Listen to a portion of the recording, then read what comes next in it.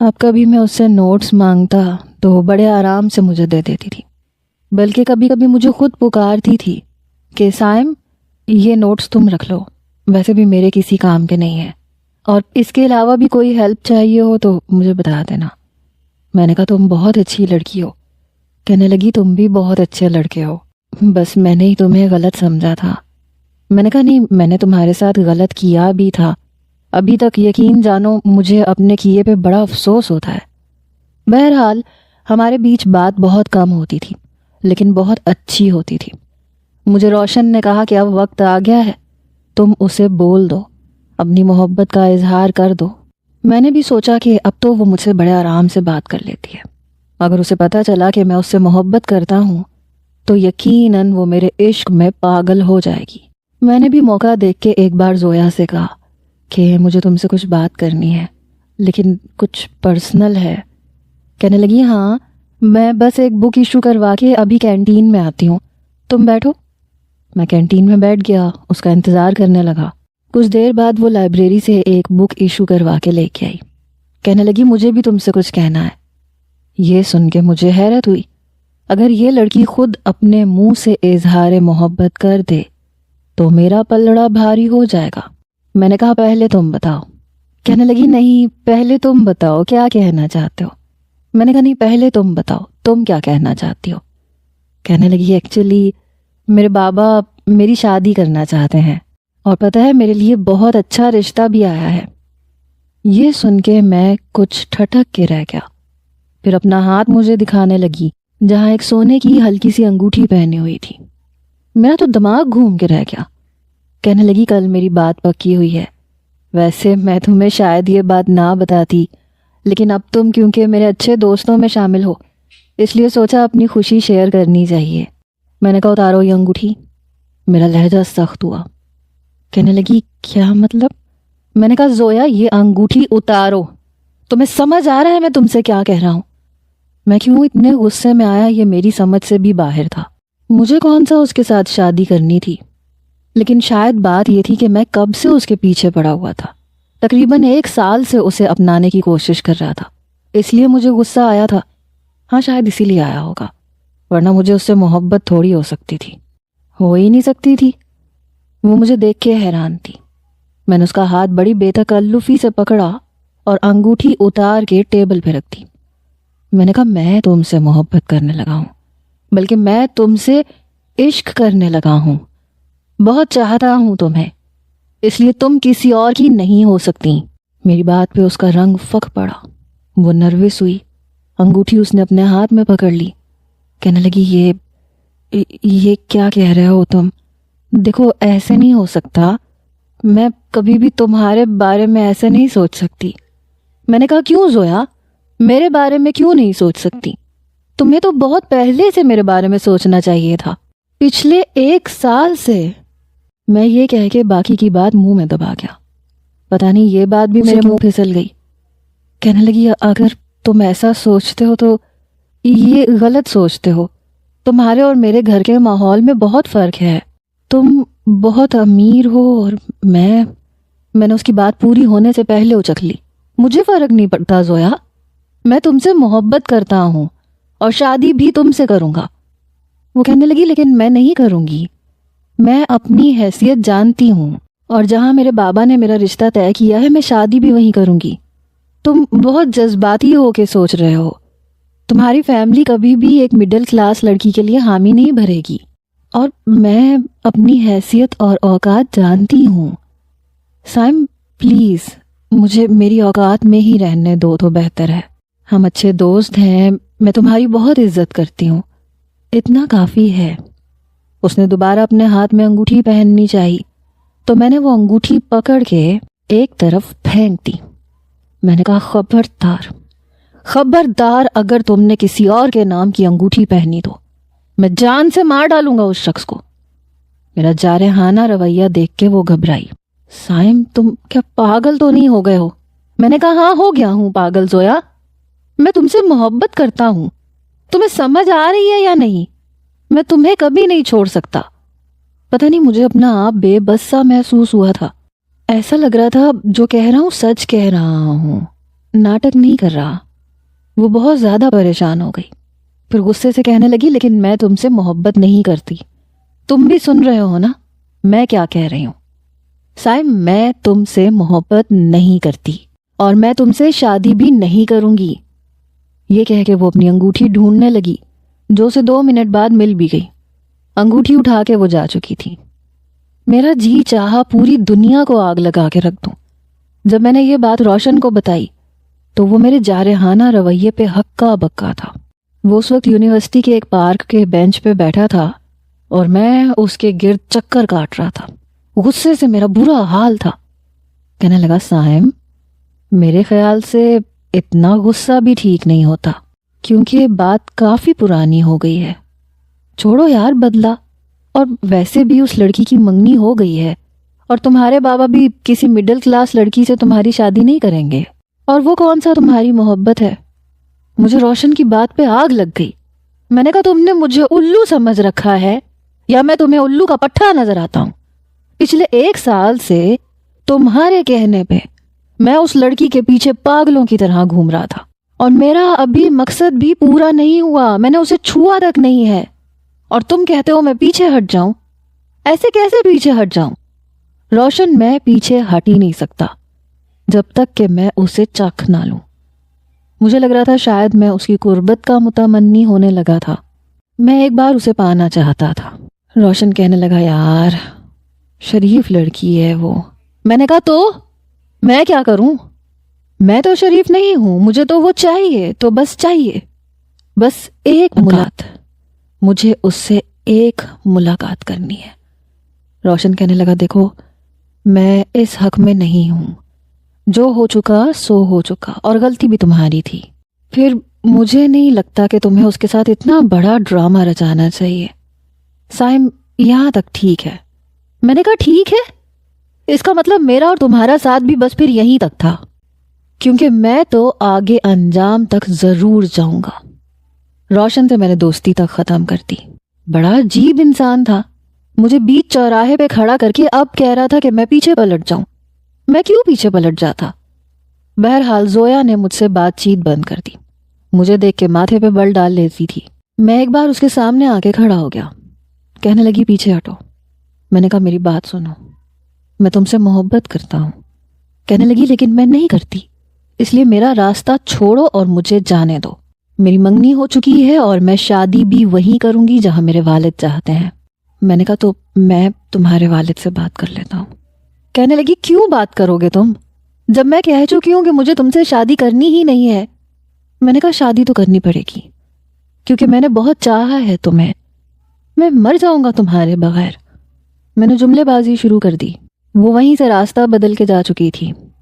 اب میں اسے تنگ کرنے لگا، جہاں وہ جاتی میں پیچھے پہنچ جاتا۔ مجھے یہ تک پرواہ نہیں تھی کہ میری کلاس ضائع ہو رہی ہے۔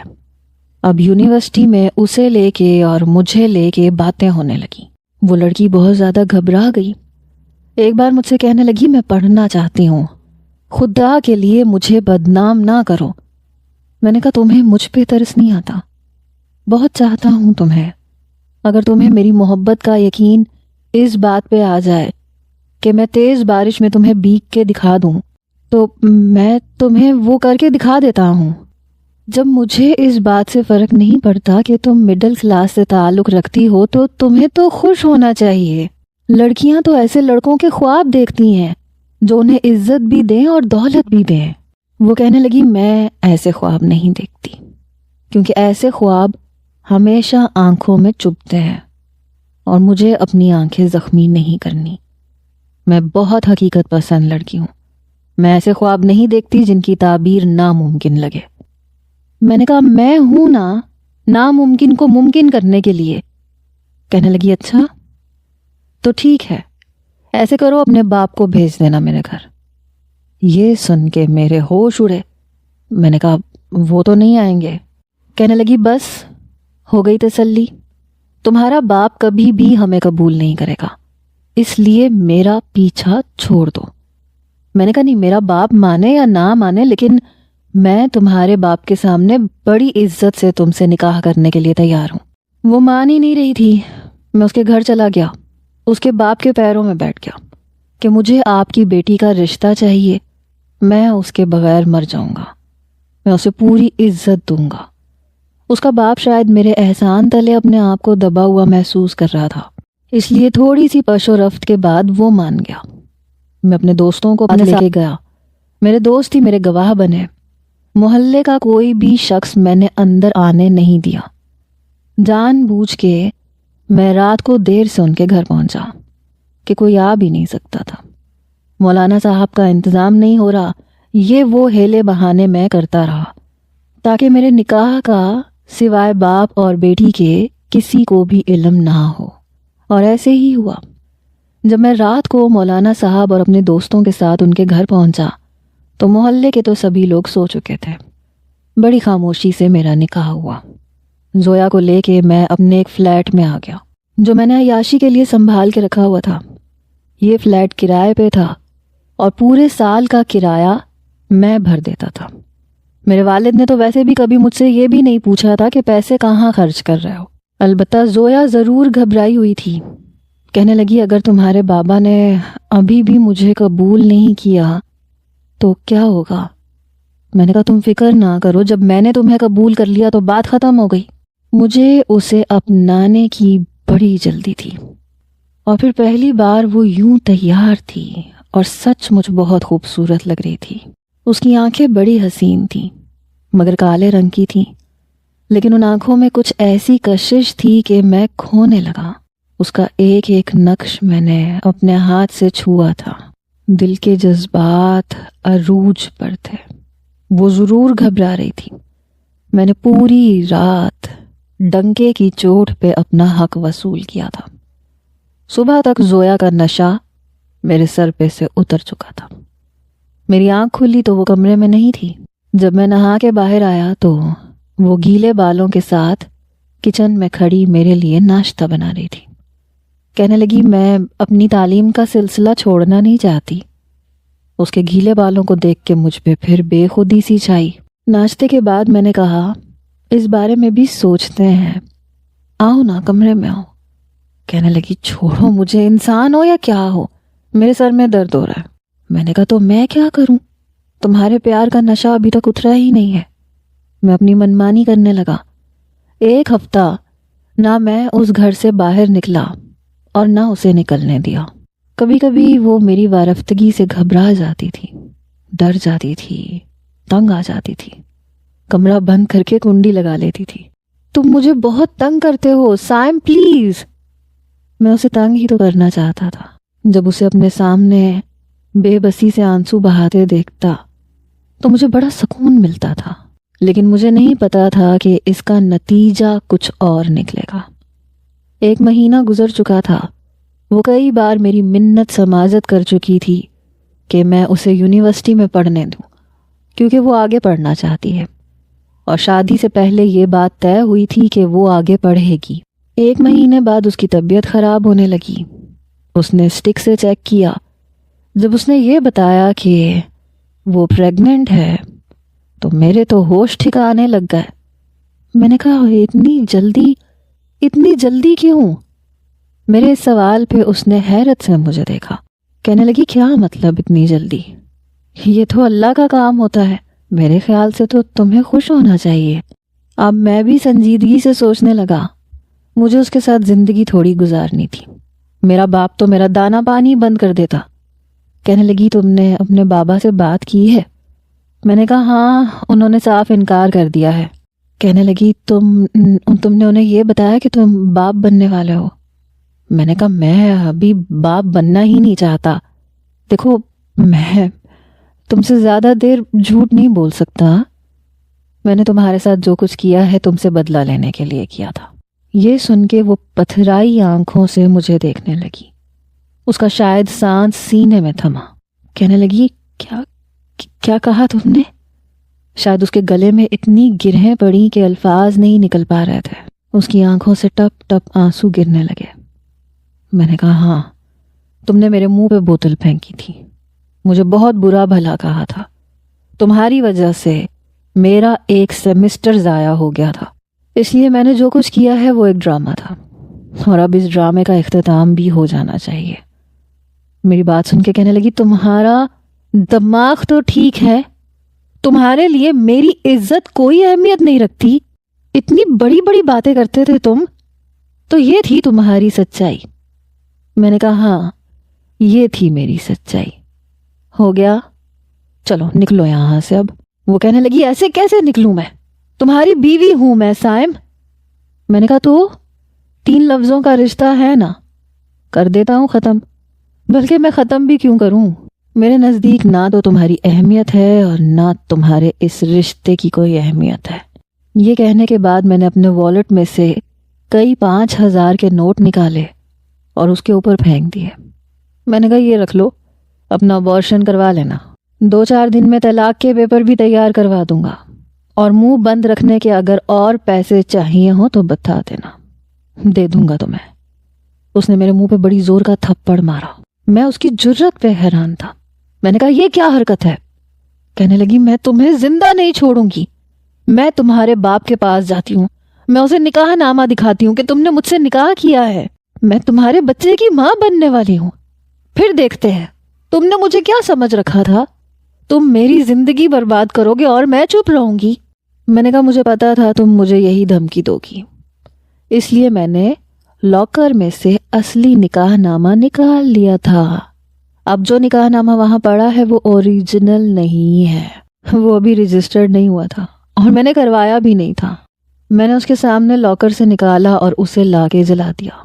میں نے کہا لو، ہو گیا ثبوت ختم، اب جاؤ میرے باپ سے جو چاہے کہہ دو، وہ تمہاری بات پہ بھروسہ نہیں کریں گے، کیونکہ تم جیسی لڑکیاں میں 10,000 میں لا کے اپنے کمرے کی زینت بناتا ہوں اور پھر انہیں چھوڑ دیتا ہوں۔ میرے نزدیک تمہاری اہمیت بھی وہی ہے۔ ویسے بھی تم جیسی مڈل کلاس لڑکیاں ہم جیسے امیر زادوں کی صرف عیاشی کا سامان بنتی ہیں، عزت کا نہیں۔ اس نکاح کو زیادہ سیریسلی لینے کی ضرورت نہیں ہے، جس سے چاہے شادی کر لینا، کیونکہ نکاح جل گیا، ہو گیا ختم۔ نکاح نامے کے بغیر کوئی تمہارا یقین نہیں کرے گا۔ DNA ٹیسٹ کرواؤ گی تو میں کہہ دوں گا کہ تم ایک کال گرل ہو، تمہارا کام ہی یہی ہے، تم مجھے بدنام کر رہی ہو۔ اپنی طرف سے میں نے سارے ثبوت مٹا ڈالے تھے۔ میں نے کہا تم 1 مہینہ یہاں رہ سکتی ہو، ابارشن کروا کے 1 مہینہ تم یہاں گزار سکتی ہو، اس کے بعد اگر تم اس فلیٹ کا رینٹ دے سکتی ہو تو تمہاری مرضی ہے، کیونکہ مجھے اس کی ضرورت نہیں ہے۔ یہ کہہ کے میں اسے روتا دھوتا چھوڑ کے جانے لگا۔ پہلی بار ایسا ہوا کہ اس نے میرے پاؤں پکڑے، بہت رو رہی تھی۔ سائم پلیز میرے ساتھ ایسا مت کرو۔ میں نے اسے پاؤں سے ٹھوکر ماری اور باہر نکل گیا۔ وہ مجھے پکارتی رہ گئی، روتی رہ گئی۔ لیکن جب میں 1 ہفتے بعد اس فلیٹ میں واپس آیا تو خالی تھا، مٹی سے اٹا ہوا تھا، مطلب وہ جا چکی تھی۔ کمرے میں ابھی تک جلے ہوئے نکاح نامے کی خاک موجود تھی، شاید وہ اسی دن چلی گئی تھی۔ الماری میں وہ سب کپڑے موجود تھے جو میں نے اسے خرید کے دیے تھے، میرا کچھ بھی نہیں لے کے گئی تھی۔ اندر ہی اندر مجھے اپنے رویے پہ تھوڑی شرمندگی ہوئی۔ شاید ضمیر تھوڑی دیر کے لیے زندہ ہوا، جو چیخ چیخ کے کہہ رہا تھا کہ اتنا بڑا قصور تو نہیں تھا اس کا جتنی بڑی تم نے سزا دے دی۔ پھر سوچا یار اسے طلاق دے دینی چاہیے۔ میں اسے طلاق دینے کے لیے جب اس کے گاؤں گیا تو اس کے گھر پہ تالا لگا ہوا تھا۔ آس پڑوس سے پوچھا تو پتہ چلا کہ اس کے باپ کی طبیعت ٹھیک نہیں تھی، اس نے یہ گھر بیچ دیا ہے اور پتہ نہیں ہے کہ وہ کہاں چلی گئی ہے۔ میں نے کندھے اچکا دیے کہ جب کبھی سامنا ہوگا تو طلاق دے دوں گا، لیکن مجھے یہ نہیں پتا تھا کہ سامنا اس طرح سے ہوگا۔ میں بات کرنا بھول چکا تھا۔ وہ میرے سامنے کھڑی تھی۔ حیرت مجھے اس بات کی تھی کہ پہلے سے کئی گنا زیادہ خوبصورت ہو چکی تھی۔ اس کی آنکھوں کی رنگت مجھے حیران کر گئی، کیونکہ اس کی آنکھیں ہیزل گرین نہیں تھیں۔ میں تو زویا کا نام تک بھول چکا تھا، کیونکہ اس بات کو 4 سال سے اوپر کا عرصہ گزر گیا تھا۔ 4 سال میں وہ کیا سے کیا بن گئی تھی، میرے تصور سے زیادہ حسین، اتنی حسین کہ میں کچھ پل اپنے حواس تک کھو بیٹھا۔ کہنے لگی کیا بات ہے، کیوں رات کے اس پہر میرا دروازہ پیٹ رہے ہو؟ میرے والد کہنے لگے اس کا دماغ خراب ہو گیا ہے۔ دماغ تو میرا اب روشن ہوا تھا، وہ بھی پورے 14 طبق کے ساتھ۔ میں نے کہا زویا؟ تبھی میرے والد نے مجھے یاد دلایا کہ اب وہ کس حیثیت سے یہاں آئی ہے۔ میرے والد کہنے لگے تمیز سے بات کرو، نام مت لو اس کا، تمہاری ہونے والی ماں ہے۔ میرا تو دماغ چکرا کے رہ گیا، ایسا کیسے ہو سکتا تھا؟ ایسا ہو ہی نہیں سکتا تھا۔ میری نظر سوئے ہوئے عمر پہ پڑی کیونکہ وہ میرا بیٹا تھا۔ کہنے لگی جبران صاحب آپ اسے فارغ کر دیں کیونکہ اب یہ روز تماشا لگائے گا۔ میں ایسے تماشے دیکھنے کے موڈ میں بالکل نہیں ہوں۔ میں ابھی تک سمجھ نہیں پا رہا تھا کہ وہ کیا کیا کر رہی ہے اور ایسا کیسے ہو سکتا ہے۔ میری بیوی ہوتے ہوئے، میرے نکاح میں ہوتے ہوئے وہ میرے باپ سے کیسے شادی کر سکتی ہے؟ یہ ممکن ہی نہیں تھا۔ میں اسے طلاق دے بھی دیتا تو بھی وہ میرے باپ سے تو شادی نہیں کر سکتی تھی۔ میرے بچے کی ماں تھی وہ۔ میں سمجھ نہیں پا رہا تھا کہ یہ ہو کیا رہا ہے۔ مجھے لگ رہا تھا جیسے میرے دماغ میں دھماکے ہونے لگے ہیں۔ میں اپنے کمرے میں سر پکڑ کے بیٹھ گیا تھا۔ یہ کیا کر رہی تھی وہ، اور کیوں کر رہی تھی؟ جب تک میں اس سے بات نہ کر لیتا شاید سمجھ نہیں سکتا تھا کہ وہ یہ سب کچھ کیوں کر رہی ہے۔ میرے نکاح میں ہوتے ہوئے میرے باپ سے شادی۔ میرا دماغ تو الجھنے لگا تھا۔ مجھے یہ بات ہضم ہی نہیں ہو رہی تھی، کسی کو ہو بھی نہیں سکتی تھی۔ صبح میں آفس نہیں گیا۔ میں جانتا تھا کہ بہت ضروری میٹنگ ہے، اس لیے پاپس ضرور جائیں گے۔ جب میں کمرے سے باہر آیا تو میں حیران رہ گیا کیونکہ اس بار وہ عمر کو گھر چھوڑ کے نہیں گئی تھی، اپنے ساتھ لے گئی تھی۔ میں تنہائی میں عمر کو دیکھنا چاہتا تھا۔ اب سمجھ میں آ رہا تھا کہ اس کے نقوش کس سے ملتے ہیں۔ اس کے نین نقش مجھ سے ملتے تھے۔ رنگ روپ البتہ زویا پہ گیا تھا۔ پورا دن میں نے بڑی بے چینی میں گزارا۔ مجھے نہیں پتا تھا کہ میرا کیا ہوا یہ گناہ یوں میرے سامنے آئے گا۔ میرے اندر ایک عجیب سی ہلچل مچی ہوئی تھی۔ جب میرے والد واپس آئے تو زویا اور عمر بھی ساتھ تھے، ساتھ میں بہت سارے شاپنگ بیگز بھی تھے۔ جبران صاحب، میں نے آپ کو کتنا روکا، مجھے دلہن نہیں بننا، لوگ باتیں بنائیں گے، سادگی سے نکاح کر لیتے ہیں۔ ارے ایسے کیسے سادگی سے نکاح کر لیتے ہیں؟ چوری تھوڑی کر رہا ہوں میں۔ تمہیں دلہن کے روپ میں دیکھنے کی تو میری بڑی آرزو ہے۔ اور وہ یوں شرما رہی تھی جیسے کوئی بات ہی نہ ہو۔ میرا باپ اس کا سسر لگتا تھا، اور یہ بات مجھے اندر سے کیا اذیت دے سکتی ہے شاید آپ اس کا اندازہ ہی نہیں لگا سکتے۔ میں لاؤنج میں بیٹھا ہوا تھا، کھا جانے والی نظروں سے زویا کو دیکھ رہا تھا۔ کہنے لگی میں تو ابھی بھی آپ سے پردہ کرنا چاہ رہی تھی، لیکن اس رات بے دہانی میں دروازہ کھول دیا۔ آپ نے مجھے دیکھ کے فرمائش کی کہ اب میں پردہ نہ کروں، اس لیے مجھے چھوڑنا پڑا۔ لیکن اس کا مطلب یہ تھوڑی ہے کہ آپ مجھے یوں دیکھیں۔ وہ یوں شرما رہی تھی جیسے کوئی بات ہی نہ ہو، یا آج سے پہلے میرا اور اس کا کوئی تعلق ہی نہ ہو۔ میرے اندر تو ایسی بے چینی تھی جیسے بنا پانی کے مچھلی اندر سے تڑپتی ہے۔ میرا دل یوں تڑپ رہا تھا، اس کی باتیں سننا اور برداشت کرنا میرے اختیار سے باہر تھا۔ کوئی بھی برداشت نہیں کر سکتا تھا۔ مجھے رات ہونے کا انتظار تھا۔ رات کا کھانا بھی میں نے نہیں کھایا، لیکن اس نے بڑے مزے لے لے کے کھایا۔ چمچ بھر بھر کے کبھی عمر کو کھلاتی، کبھی میرے باپ کو۔ میرے والد سونے کے لیے چلے گئے۔ وہ عمر کے ساتھ اپنے کمرے میں جانے لگی جب میں اس کے سامنے آ کے کھڑا ہو گیا۔ میں نے کہا یہ کیا چکر ہے؟ تمہارا دماغ تو خراب نہیں ہو گیا ہے؟ کہنے لگی آپ کون ہے؟ اچھا، جبران صاحب کے بیٹے۔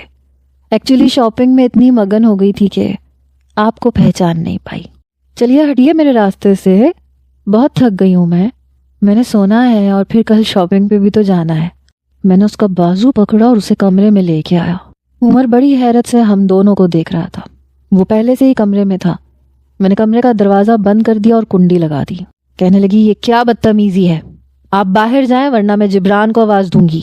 میں نے کہا بکواس بند کرو اپنی، تم جانتی ہو نا ہمارے بیچ میں کیا کچھ ہوا ہے، یا بھول گئی ہو؟ کہنے لگی کیا ہوا ہے؟ مجھے تو کچھ یاد نہیں ہے۔ میں نے کہا یاد کرواؤں تمہیں زویا، انجان بننے کی کوشش مت کرو، مت بھولو کہ تم ابھی بھی میرے نکاح میں ہو۔ کہنے لگی کون سا نکاح؟ کیسا نکاح؟ کیا بکواس کر رہے ہو؟ شرم نہیں آتی تمہیں؟ اپنی ہونے والی ماں سے کوئی اس طرح سے بات کرتا ہے؟ میں نے کہا میں تمہارا گلا دبا دوں گا اگر تم نے دوبارہ ایسا لفظ نکالا تو۔ نہ تم میری ماں ہو اور نہ بن سکتی ہو۔ اور یہ بات تم بھی اچھے طریقے سے جانتی ہو. میری بیوی ہوتے ہوئے تم میرے باپ سے نکاح نہیں کر سکتی. شرم نہیں آتی تمہیں ایسے گھٹیا کھیل رچاتے ہوئے؟ جانتی ہو عورت کے 2 باپ ہوتے ہیں، ایک اس کا سگا باپ اور دوسرا اس کا سسر. وہ بھی اس کے سگے باپ کی طرح ہوتا ہے. اور تمہاری بے شرمی اس حد تک بڑھ گئی کہ میری بات یہیں تک پہنچی تھی کہ اس نے انگلی اٹھا کے مجھے وارن کیا. زبان بند رکھو اپنی. ہم جیسی مڈل کلاس لڑکیوں کا کوئی رشتہ نہیں ہوتا. ہمارا نہ کوئی باپ ہوتا ہے نہ شوہر ہوتا ہے. ہمارا سب کچھ صرف پیسہ ہوتا ہے، اور وہ تمہارے باپ کے پاس بہت ہے. اور میں تو ویسے بھی پیسے کے لیے سب کچھ کر سکتی ہوں. میں نے کہا لیکن میں تمہیں ایسا کچھ بھی کرنے نہیں دوں گا. کہنے لگی روک سکتے ہو تو روک کے دکھا دو.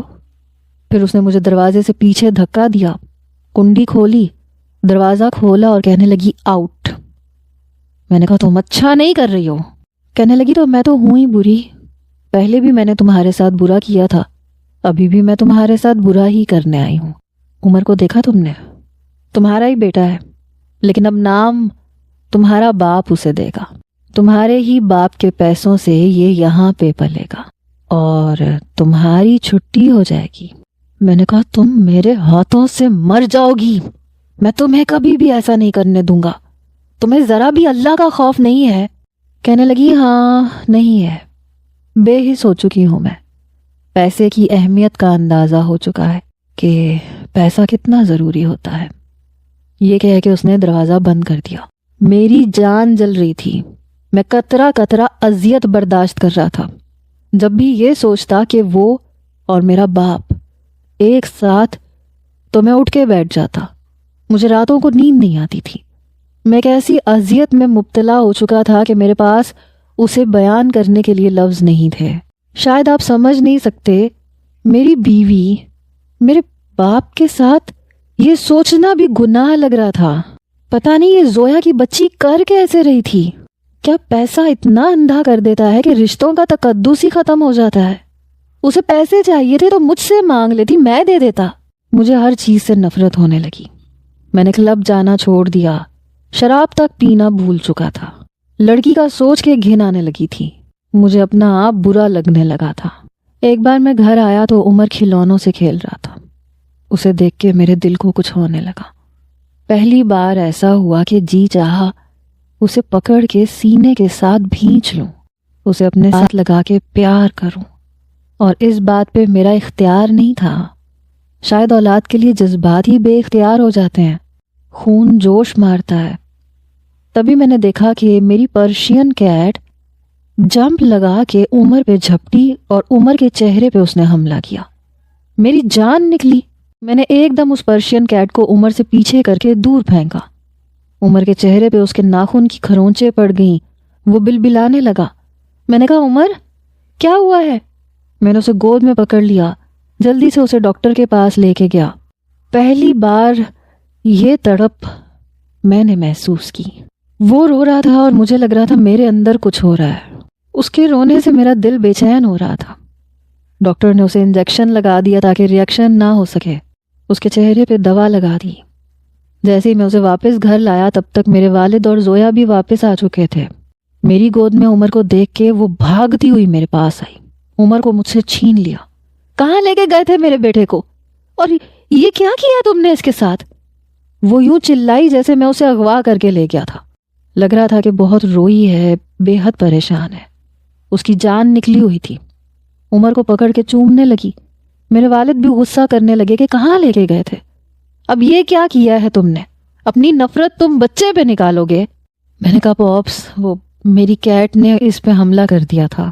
میں تو اسے ڈاکٹر کے پاس لے کے گیا تھا تاکہ اسے انفیکشن نہ ہو جائے. پہلی بار عمر بار بار مجھے دیکھ رہا تھا اور میرا جی چاہ رہا تھا میں اسے اپنے سینے کے ساتھ بھینچ کے رکھوں. وہ میرا بھی تو بچہ تھا، صرف زویا کا تو نہیں تھا. پھر احساس ہونے لگا کہ میں نے اسے کیا کہا تھا کہ وہ چاہے تو اسے ضائع کروا دے. بنا سوچے سمجھے کہہ دیا تھا. پتہ ہی نہیں تھا کہ اولاد کیا ہوتی ہے. اولاد کی تڑپ اب محسوس ہوئی تھی عمر کو سامنے دیکھ کے. عمر کہنے لگا ہاں یہ انکل ٹھیک کہہ رہے ہیں، مجھے بلی نے مارا تھا اور انکل نے مجھے ڈاکٹر کے پاس سے دوائی لے کے دی تھی، چاکلیٹ بھی لے کے دی تھی۔ ایک نظر زویا نے میری طرف دیکھا، پھر عمر کو لے کے کمرے میں چلی گئی۔ جیسے جیسے دن گزر رہے تھے میری جان نکل رہی تھی۔ ایک بار میں کمرے کے بجائے کھڑکی کے ذریعے زویا کے کمرے میں گیا۔ عمر اور وہ سو رہے تھے۔ اسے سویا ہوا دیکھ کے وہ وقت یاد آنے لگا جو میں نے اس کی سنگت میں گزارا تھا۔ میرا دل چاہا وہ وقت واپس لوٹ آئے، میں زویا کو چھوڑوں ہی نہ۔ اگر میں اپنے باپ سے کہتا کہ میں نے یہ سب کچھ کیا ہے تو وہ یقیناً زویا کو اپنا لیتے، لیکن اس وقت میرے دماغ پہ کچھ اور ہی بھوت سوار تھا۔ مجھے احساس ہی نہیں تھا کہ میں کیا کر رہا ہوں۔ میں نے خود اپنی زندگی کو برباد کر دیا تھا۔ آج میرا دل چاہ رہا تھا اپنے بال نوچوں۔ رات کو جب میں کھڑکی سے اندر آیا تو دھیرے سے اپنا ہاتھ زویا کے ہاتھ پہ رکھ دیا۔ وہ فوراً سے اٹھ بیٹھی۔ مجھے اپنے بند کمرے میں دیکھ کے جلدی سے اس نے اپنا دوپٹہ اپنے اوپر لیا، جیسے میں کوئی غیر ہوں۔ میرے اندر تو جیسے آگ لگ گئی۔ میں نے کہا بڑا پردہ کر رہی ہو مجھ سے، جس سے کرنا چاہیے اس سے تو نہیں کر رہی۔ کہنے لگی زبان سنبھال کے بات کرو، کیوں آئے ہو میرے کمرے میں؟ میں نے تو دروازہ لاک کیا تھا۔ میں نے کہا ہاں، بہت چور راستے ہیں تمہارے پاس آنے کے۔ کہنے لگی جو راستے تمہیں آتے ہیں انہی راستوں سے واپس چلے جاؤ یہاں سے، ورنہ شور مچا دوں گی۔ میں اس کے پاس بیٹھ گیا۔ میں نے کہا کیا چاہتی ہو تم؟ کیوں گناہ کر رہی ہو؟ ایسی تو تم کبھی بھی نہیں تھی۔ تم جانتی ہو میرا باپ تمہارا بھی باپ لگتا ہے، اپنے باپ سے شادی کرو گی کیا؟ کہنے لگی مجھے صرف پیسہ چاہیے، اس کے لیے میں کچھ بھی کر لوں گی۔ تمہیں اتنا ہی گناہ اور ثواب کا خیال آ رہا ہے تو طلاق دے دو نا مجھے۔ چلو میں اتنا کر لوں گی کہ عدت کی مدت تک تمہارے باپ کو ٹال دوں گی، وہ انتظار کر لے گا۔ اس کی بات سن کے میں نے کہا نہیں، میں نہیں دوں گا طلاق۔ کہنے لگی نہ دو، ویسے بھی جب نکاح نامہ ہی چل گیا تو ختم ہو گیا نکاح۔ یہی کہا تھا نا تم نے؟ میں تو اس نکاح کو ختم سمجھ چکی، اس پہ انا للہ بھی پڑھ چکی، اس لیے تمہارے باپ کے ساتھ نکاح کرنے میں مجھے کوئی مسئلہ نہیں ہے، کیونکہ تمہارے پاس ایسا کوئی ثبوت ہی نہیں ہے کہ تم میرے شوہر تھے۔ مجھے نہیں پتا تھا کہ میرے کہے ہوئے الفاظ میرے ہی منہ پہ یوں کسی اہانت کے تھپڑ کی طرح پڑیں گے۔ میں نے کہا زویا، اللہ تو جانتا ہے ہمارا نکاح ہوا تھا، اسے تو پتا ہے نا کہ تم میری بیوی ہو، تم بھی جانتی ہو، میں بھی جانتا ہوں۔ کہنے لگی ہاں، اور تو کوئی نہیں جانتا، میرا باپ جانتا تھا جو مر گیا، تمہارے باپ کو پتا نہیں ہے۔ تمہیں اتنا ہی خیال ہے نا تو جاؤ جا کے بتا دو اپنے باپ کو کہ میں تمہاری کیا لگتی ہوں۔ یہ سن کے میرا دماغ گھوم کے رہ گیا تھا۔ کہنے لگی کیا ہوا؟ بولتی بند ہو گئی تمہاری؟ جب تم میں اتنی ہمت ہی نہیں ہے کہ تم میرے اور اپنے بیچ رشتے کا اظہار کر سکو تو پھر تماشائی بن کے چپ چاپ دیکھو۔ گناہ ثواب کی بات کیوں کر رہے ہو؟ اور آج کے بعد نا عمر کے آس پاس بھی نظر مت آنا۔ ویسے بھی چند دن رہ گئے ہیں، جیسے ہی یہ گھر میرے نام ہوگا میں تمہاری چھٹی کروا دوں گی، تمہیں تو میں اس گھر سے نکلوا دوں گی۔ تمہیں جس پیسے پہ بڑا گھمنڈ تھا نا وہ سب کچھ تم سے چھین لوں گی۔ میں نے کہا میں ہر چیز سے دستبردار ہونے کو خود ہی تیار ہوں، لیکن یہ کہہ کے میں نے اس کے سامنے ہاتھ جوڑ دیے۔ مجھے معاف کر دو، اور میں اس بار کوئی ڈرامہ نہیں کر رہا، بس میرے باپ سے شادی مت کرو۔ مجھے ایسے لگ رہا تھا جیسے میری جان حلق میں اٹک گئی ہے۔ کہنے لگی کیوں نہ کروں، میں تو ضرور کروں گی۔ میرے بیٹے کو بھی نام چاہیے نا، تمہارا نہ صحیح تمہارے باپ کا صحیح۔ آخر مجھے یہ تھوڑی نہ دکھانا ہے کہ میرا بچہ ناجائز ہے۔ ناجائز تو نہیں ہے نا، بتاؤ مجھے۔ اس کی باتوں نے مجھے اندر سے توڑنا شروع کر دیا تھا۔ مجھے لگ رہا تھا میرے گلے میں بہت سی گرہیں پڑ چکی ہیں۔ میں اس کے سامنے ہاتھ جوڑ کے بیٹھا تھا۔ پلیز ایسا مت کرو، میں مر جاؤں گا۔ یہ سوچ میرے لیے سہانے روح ہے کہ تم اور میرا باپ ایک کمرے میں ہوں گے۔ میں سچ مچ مر جاؤں گا، اور میں سچ کہہ رہا تھا، میں واقعی مر جاتا۔ کہنے لگی اگر اتنی تکلیف ہے تو جاؤ نا، جا کے کہو نا اپنے باپ سے، اسے بتاؤ کہ تم کتنی تکلیف سے گزر رہے ہو، کیونکہ میں تو ایک مڈل کلاس لڑکی ہوں جسے تم نے بکاؤ مال سمجھ لیا تھا۔ تو آج تکلیف کیوں ہو رہی ہے؟ بہرحال وہ دوبارہ سے لیٹ گئی تھی. کہنے لگی جہاں سے آئے ہو وہیں سے واپس چلے جاؤ، مجھے سونے دو. ویسے بھی کل سے میری شادی کے فنکشن شروع ہونے والے ہیں، مجھے نیند بھی پوری کرنی ہے. یاد ہے نا پوری پوری رات جگاتے تھے تم مجھے. ظاہر سی بات ہے تمہارا باپ بھی ایسے ہی ہوگا. بہتر ہے میں پہلے سے نیند پوری کر لوں. اس کی باتوں نے میرے اندر حشر برپا کیا تھا.